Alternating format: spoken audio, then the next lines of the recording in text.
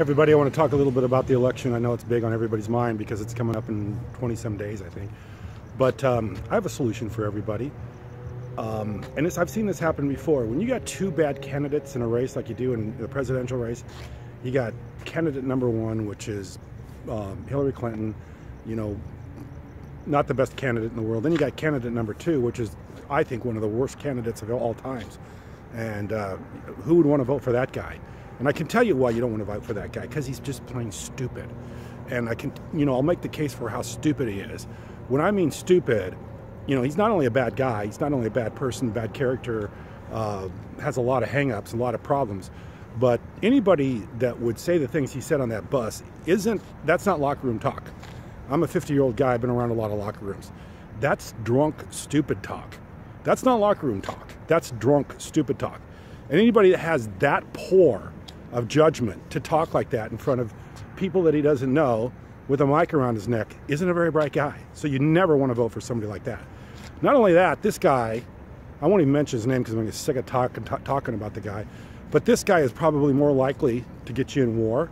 This guy's probably more likely, or probably 10 times more likely, for us to lose our Fourth Amendment rights, protections. He's a lot more likely to take away internet freedoms. So there's a lot of problems with this guy. He's a huge, huge, huge problem. So anybody these apologists like Sean Hannity and Carson and Huckabee and gosh, all the others that they're saying, you got to vote for this guy because the other choice is so wicked and so criminal and so awful. They are idiots. They're complete idiots. You're going to put this in the hands of a guy who has probably the worst judgment of anybody that's ever ran for the office.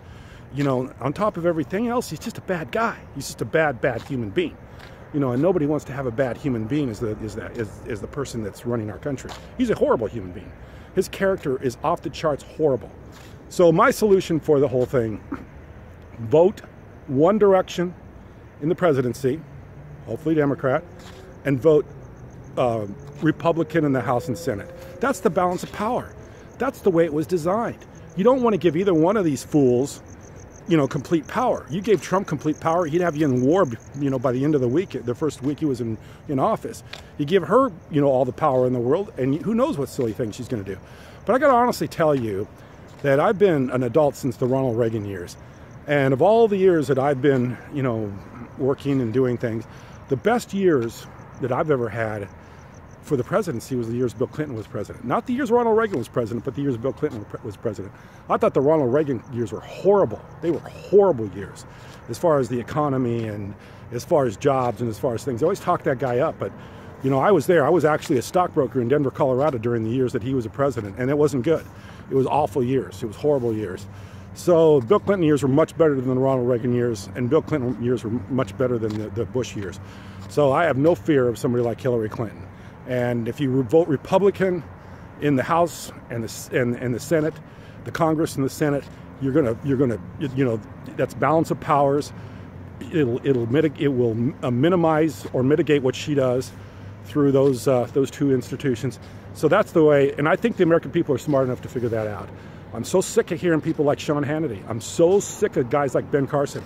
I'm so sick of these people. I'm so sick of them saying, you know what, you got to vote for this guy because the option is so awful. They are complete idiots. So anyway, that's my solution. Democrat in the presidency, Republican in the House and Senate. So I appreciate you listening. Thanks.